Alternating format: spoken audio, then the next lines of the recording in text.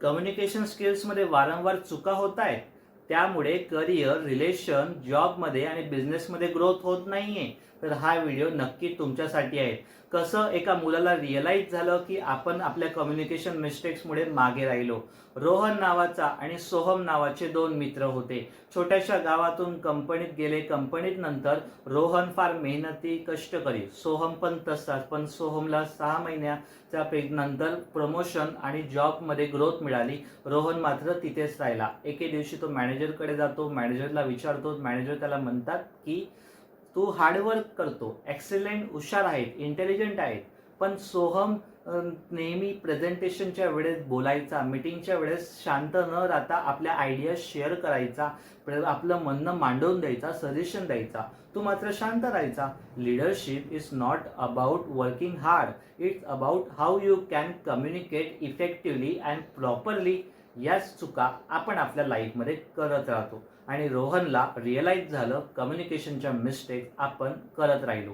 Mistakes number 1, आपण फक्त ऐकण्यापेक्षा जास्त बोलतच राहतो. समोरच्याचे challenges, problem, emotions, incidents, issue न समजता आपण फक्त सल्लेच देत राहिलो.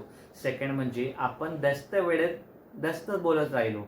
कमी वेळेत तितकं अधिक मांडू तितकं चांगलं असतं. Keep it simple.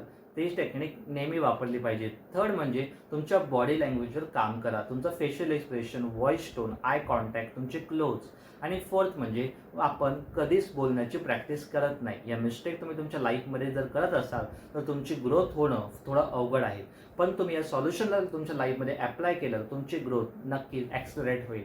फर्स्ट म्हणजे तुम्ही समोरच्याचे लिसनिंग स्किल्स तुमचे डेव्हलप करा.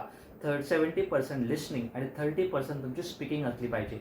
सेकंड म्हणजे अगदी किस टेक्निक वापरा. म्हणजे कीप इट सिम्पल.